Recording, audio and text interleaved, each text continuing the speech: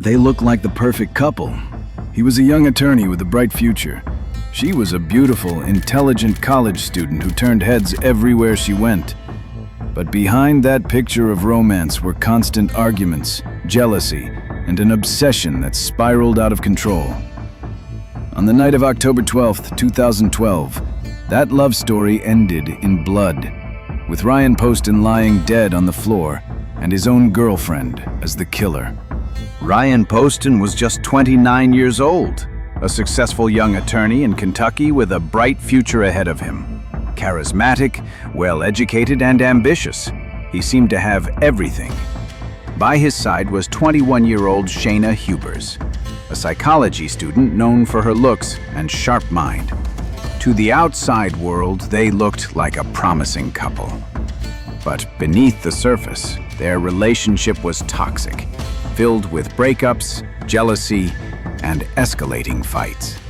On that October night in 2012, when Ryan was preparing to move on with his life and meet someone new, Shayna refused to let go. Within hours, their love story turned into a crime scene that shocked America.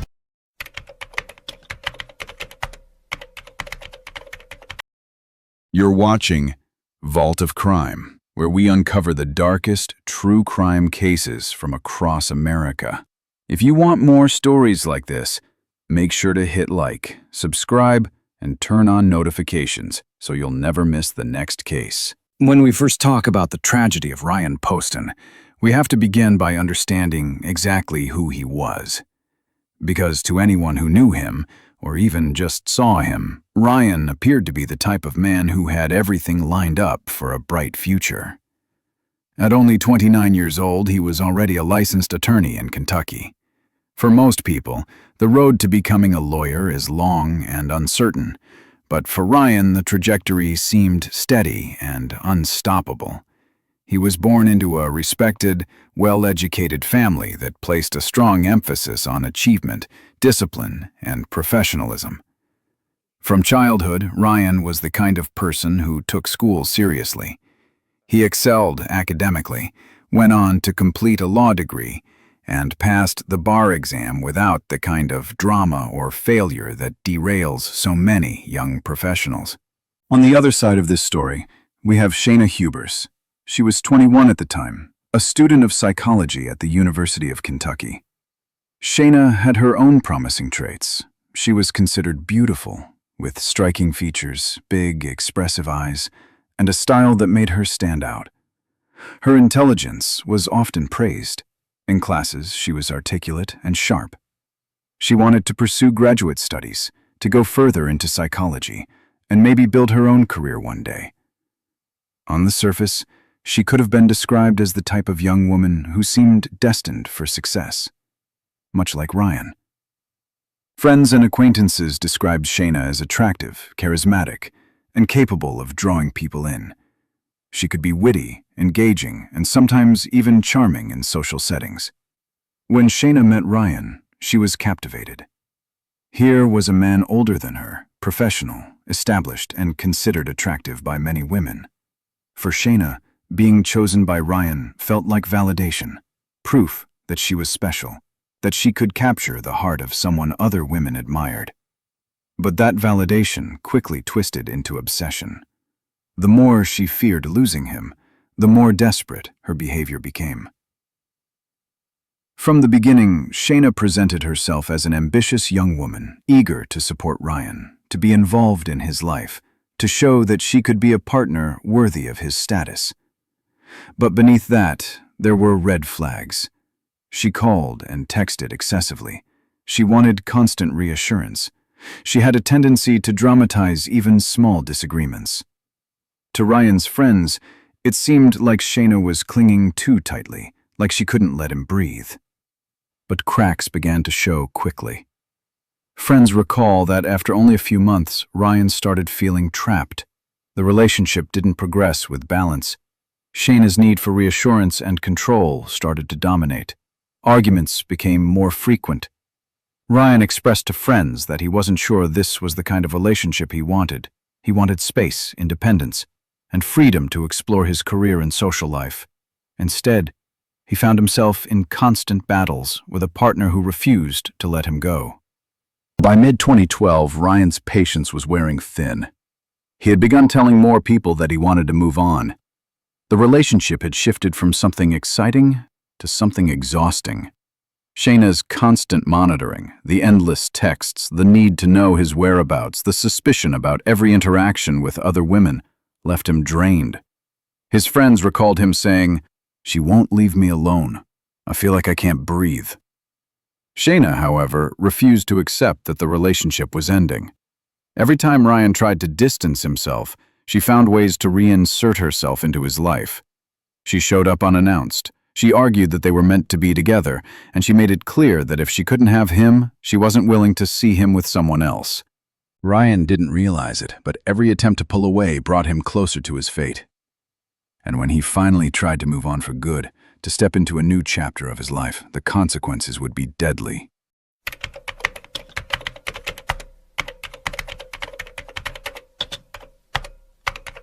On the afternoon of October 12, 2012, the life of 29-year-old attorney Ryan Poston was supposed to take a new turn. He had spent the past several months trying to navigate the collapse of his relationship with Shayna Hubers, the 21-year-old psychology student who had gone from being his captivating girlfriend to a constant source of emotional turmoil. Friends knew he was ready to move on, and that evening was his chance. He had made plans to meet someone new, Audrey Bolte, a former Miss Ohio and runner-up in the Miss USA pageant. For Ryan, this wasn't just another date. It was an opportunity to start over, to prove to himself that he could finally break free from Shayna's grip and build something healthier. But that hope never materialized. Instead, by the end of the night, Ryan would be lying dead in his own condo, shot 6 times by the very woman he had once believed might share his future. And the hours leading up to that moment tell a story of jealousy, desperation, and a chilling descent into violence. Ryan was excited about meeting Audrey. By all accounts, she was intelligent, ambitious, and stunningly beautiful. Someone who matched the image of the kind of woman Ryan wanted to share his life with. The date was arranged for that Friday night. He had mentioned it to friends with a kind of relief, as though it represented the fresh start he'd been craving. To an outsider, this might sound like the natural end of a relationship. People break up, move on, and find others. But for Shayna, it was different. From the very beginning, she had shown signs of obsession. She checked Ryan's phone, demanded constant reassurance, and sent him endless texts. Friends remembered Ryan confiding that he didn't know how to end things with her. Every time he tried, Shayna would cry, beg, threaten to hurt herself, or show up at his door.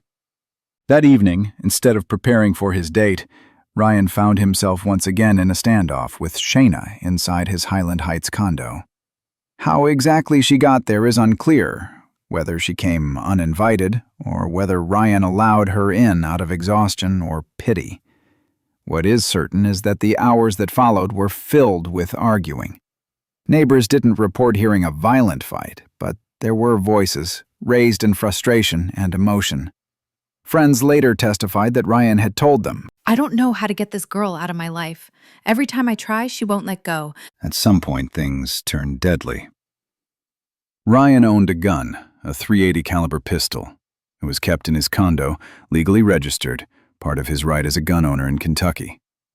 That night, the weapon ended up in Shayna's hands. What followed was a barrage of gunfire. 6 shots echoed through the condo, shattering the silence of the Highland Heights neighborhood. Ryan was struck multiple times. One bullet hit his torso, others pierced his body, and the most devastating was a shot to his face. It was the kind of wound that left no doubt about the shooter's intent. Ryan collapsed, blood pooling around him on the floor of his living room. He was 29 years old. His dreams of freedom, his career, his future, all extinguished in seconds. Inside that condo, there were no witnesses. No one else was present. Only Shayna, holding the gun, stood above the man she claimed to love. At 8:25 p.m., Shayna picked up the phone and dialed 911. Her voice on the recording has haunted listeners ever since. She didn't sound hysterical. She didn't sound like someone in shock from a life-and-death struggle. Instead, she was composed, almost casual. "I just killed my boyfriend," she told the dispatcher. "I shot him 6 times because he was going to hurt me." Minutes later, Highland Heights police arrived at the condo.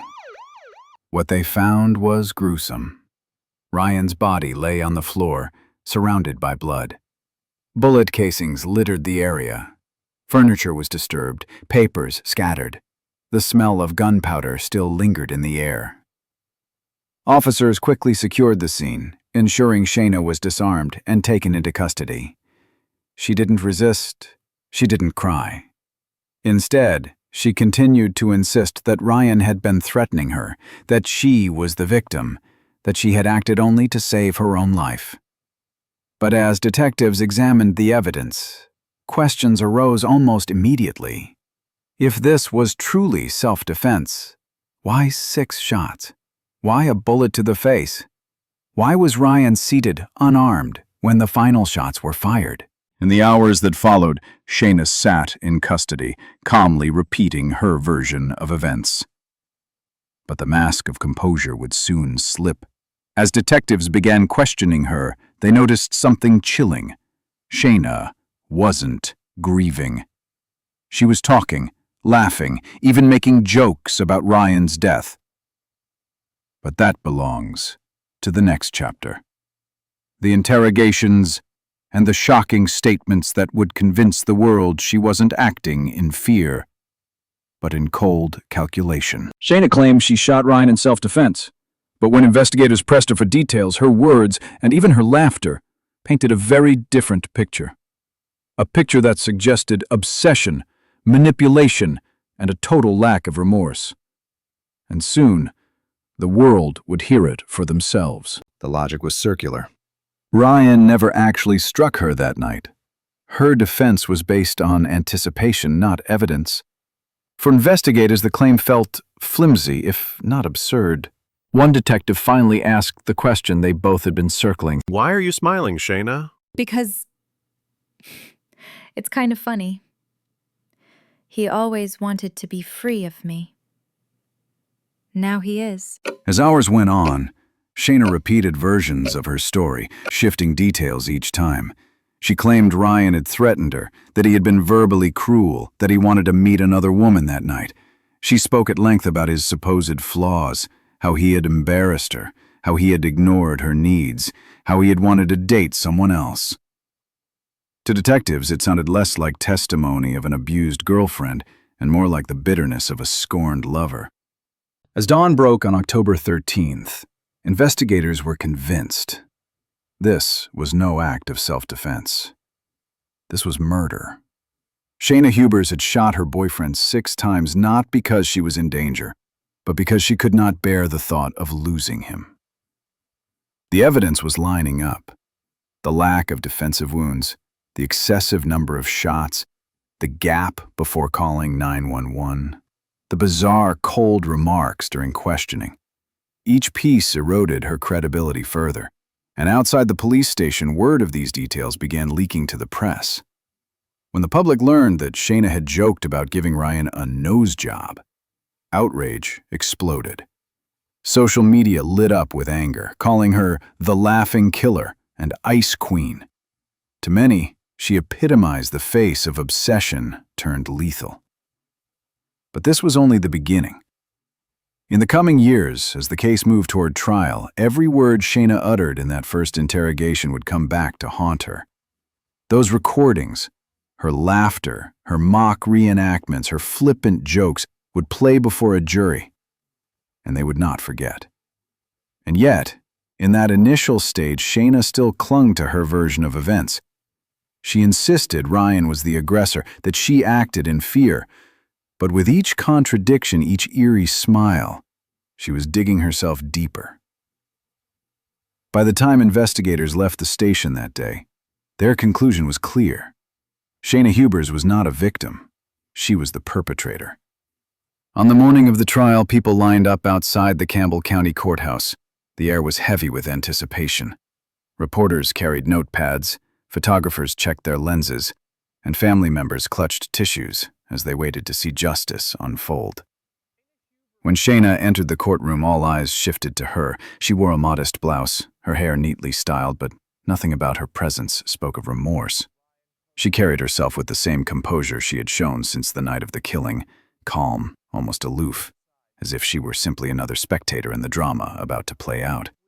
For many watching, that alone was unsettling.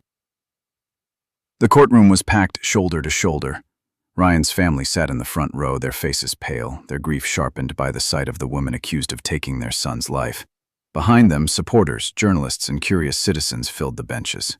The tension was suffocating. When the judge entered and the trial officially began, a hush fell over the room that felt like the silence before a storm. To drive the point home, prosecutors called friends of Ryan to the stand. One by one, they described his desperate attempts to end the relationship. He told me, if I don't break it off, something bad is going to happen. Another testified. Shayna said if he left her, she would ruin him. She showed up uninvited, called constantly, clung to him even when he tried to pull away. The testimony painted a vivid picture.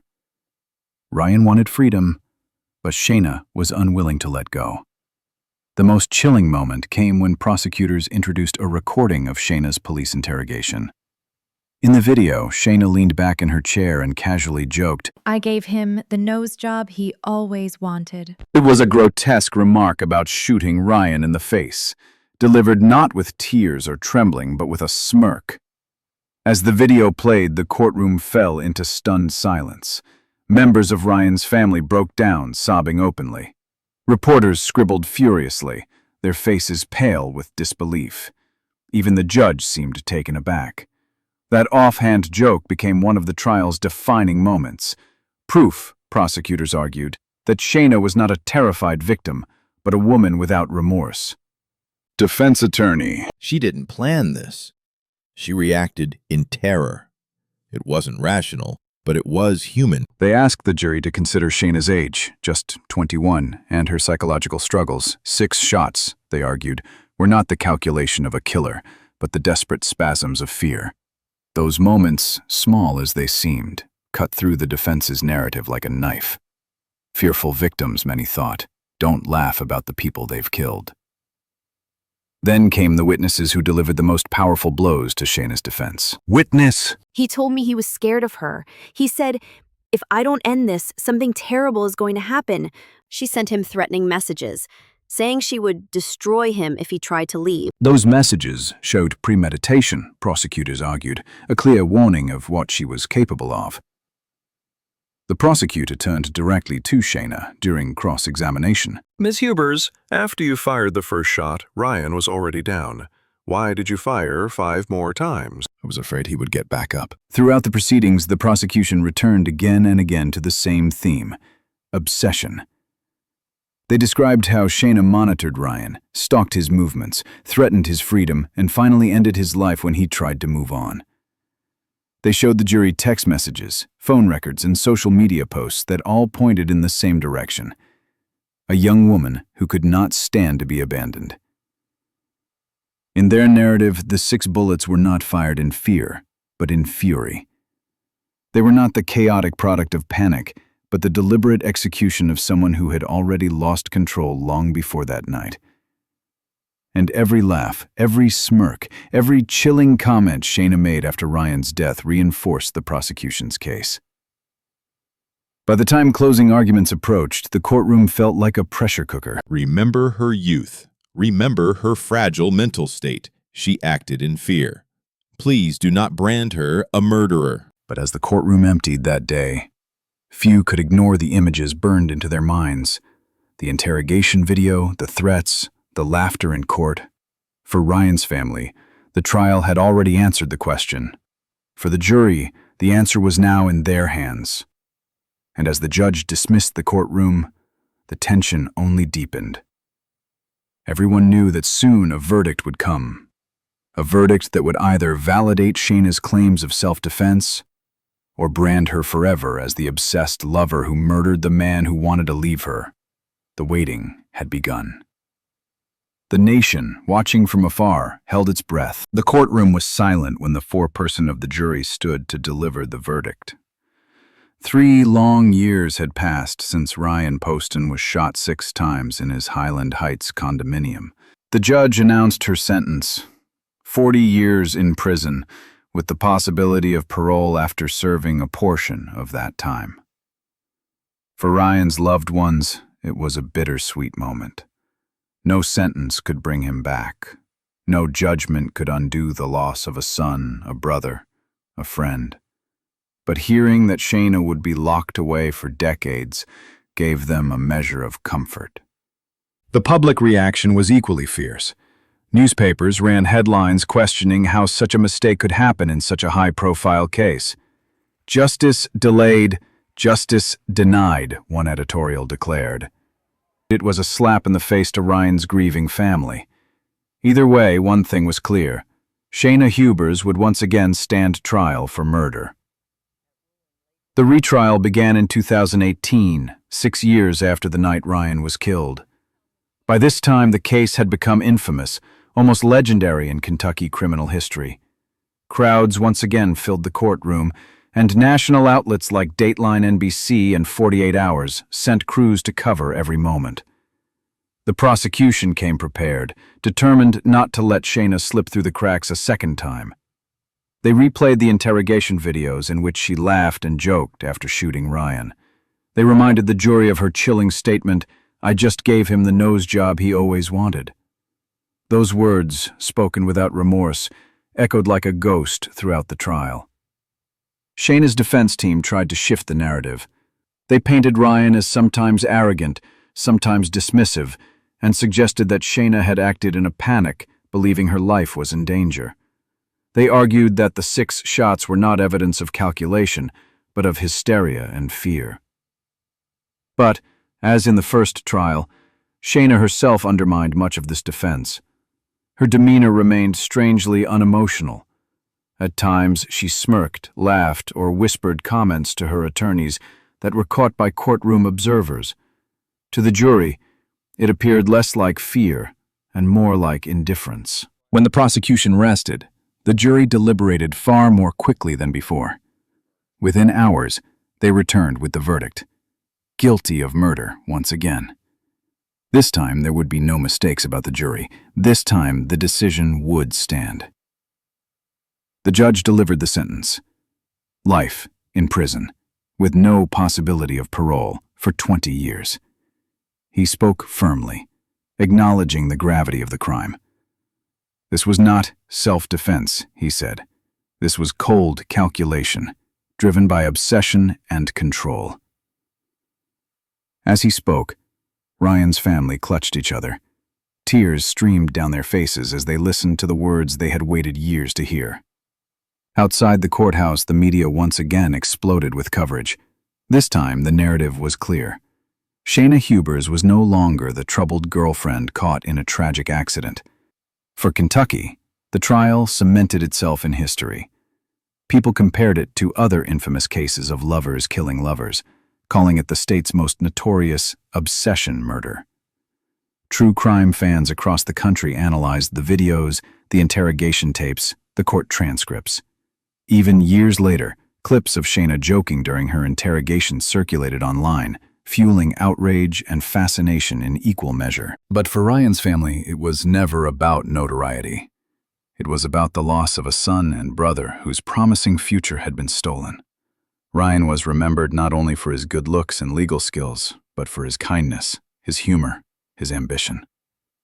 Friends described him as someone who always stood up for others, who had dreams of building a career and a family. That future was gone, replaced by a tragic story told in documentaries and news reports. The broader impact of the case extended far beyond Kentucky. It sparked conversations about the red flags in controlling relationships. Advocates for domestic violence awareness used Ryan's story as a painful example of how obsession can escalate into lethal violence. Too often, one advocate explained, we dismiss controlling behavior as romantic or flattering. This case shows us how dangerous that can be. Obsession is not love. Control is not love. The case also raised troubling questions about the justice system.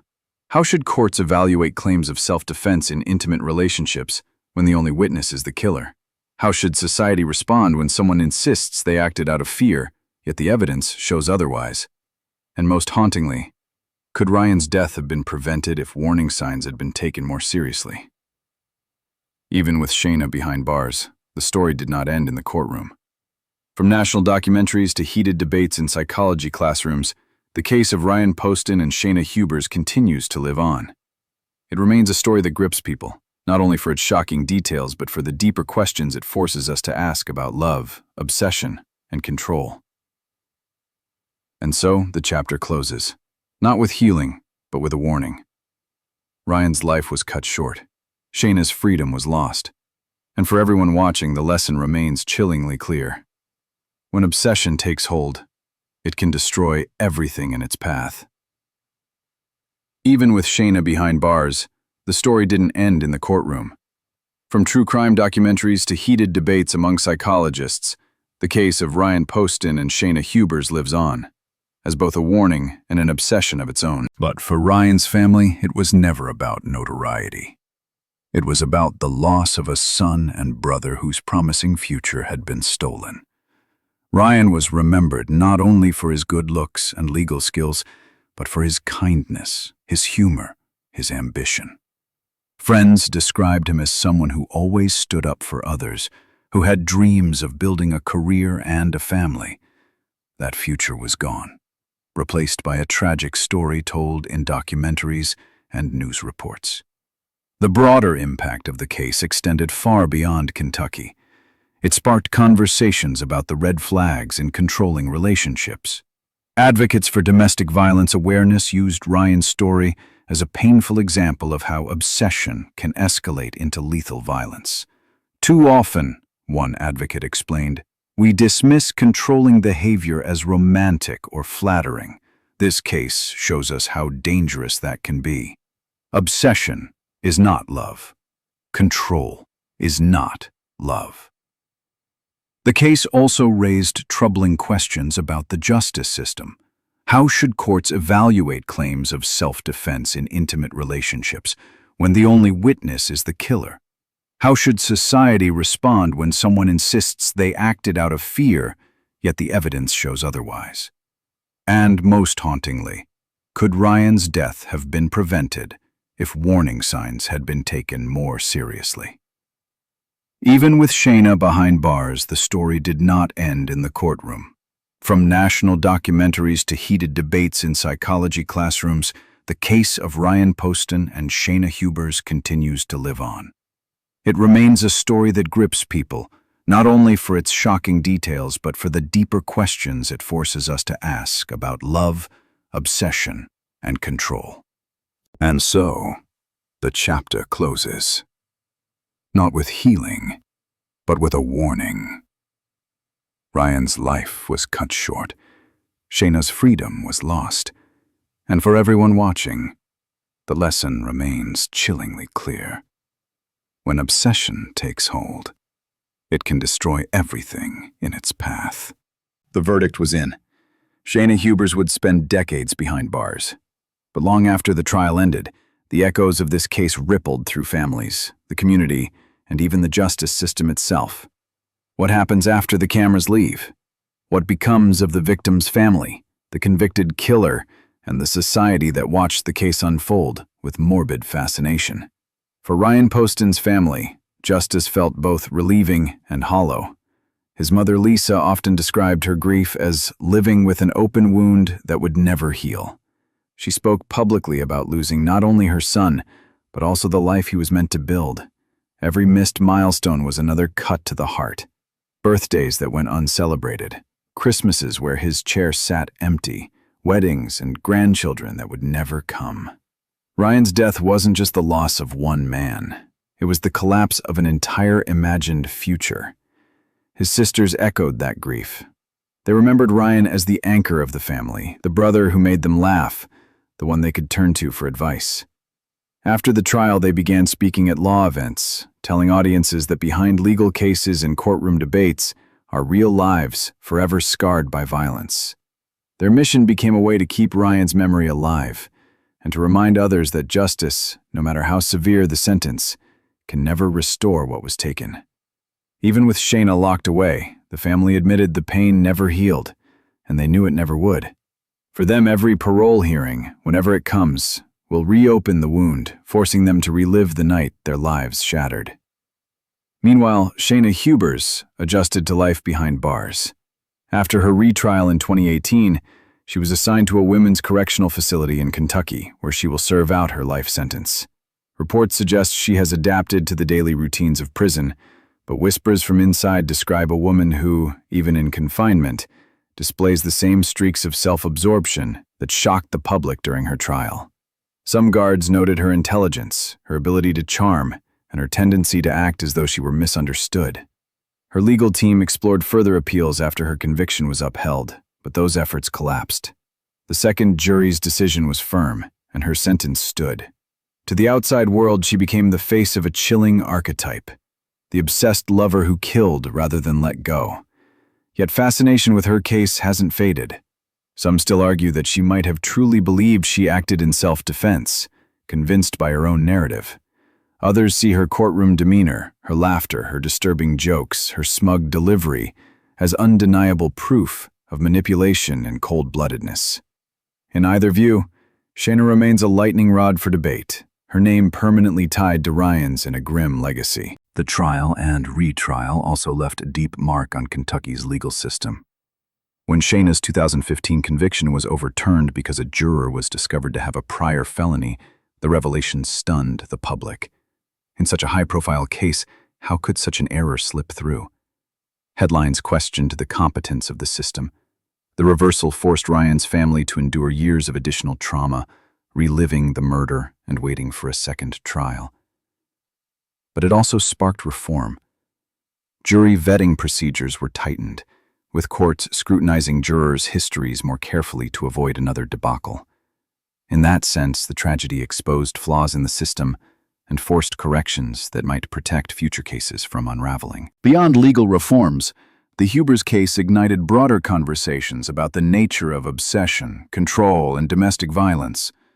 Advocates pointed to the warning signs that had been visible all along: Shayna's obsessive behavior, her threats of self-harm when Ryan tried to leave, her constant attempts to control his movements. These, experts argued, were red flags often ignored or minimized until it is too late.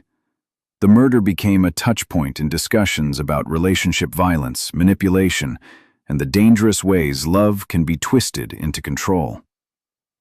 The media kept the case alive as well. National outlets like Dateline NBC, Snapped, and 48 Hours revisited it, framing it as a cautionary tale of romance turned toxic.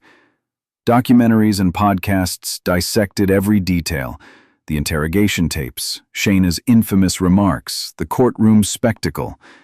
Each retelling shaped public dialogue about when passion crosses into obsession and when obsession becomes deadly. In criminal psychology circles, Shayna Hubers became a case study. Professors and students analyzed her actions as a chilling example of how traits associated with borderline personality and obsessive attachment can escalate into violence. Lectures highlighted her inability to accept rejection, her compulsive need for control, and the eerie way she seemed to blur the line between love and destruction. For many in the field, the Hubers case isn't just a crime story. It's a textbook illustration of obsession spiraling into lethal consequences. But at its core, the story remains human. It raises unsettling questions that linger even today. Can obsession masquerade as love? Could Ryan's fate have been prevented if intervention had come earlier, if friends, family, or law enforcement had recognized the danger signs before it was too late? And how should courts weigh claims of self-defense in intimate relationships where no witnesses exist, where the only voices left are the killer's words and the silence of the dead? These questions make the case not just about one couple in Kentucky, but about larger societal dilemmas that continue to haunt the justice system. Ryan Poston is remembered not as just a victim, but as a promising young attorney with a brilliant future stolen. He is remembered as the man who made others laugh, who loved his family deeply, and who deserved more years than he was given. His family continues to honor that legacy, keeping his name alive as more than a headline in a murder trial. Shayna Hubers remains behind bars, a cautionary symbol of how unchecked obsession can destroy not just one life, but many. She will not be eligible for parole for decades, and even then, Ryan's family has vowed to oppose any attempt to release her.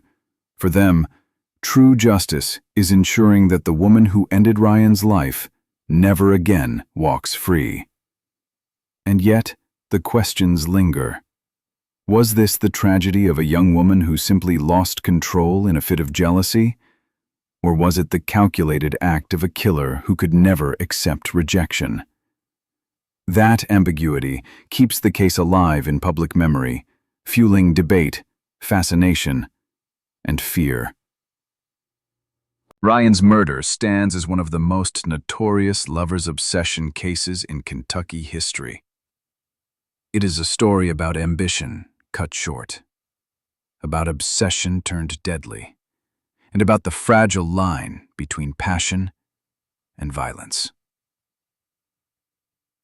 Even with Shayna behind bars, the case lives on in documentaries, in classrooms, in legal reforms, and in the hearts of those who will never stop missing Ryan Poston. If you found this case as gripping as we did, make sure to like this video, subscribe to Vault of Crime, and turn on notifications.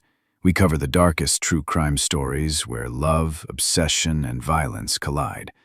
Join us next time as we uncover another case that shocked the world. And I'd love to hear what you think. Was Shayna Hubers a woman who simply lost control in a moment of jealousy?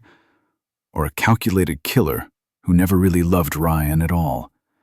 Let me know your thoughts in the comments below. And if there's another case you'd like us to cover here on Vault of Crime, leave your suggestions. We're always listening.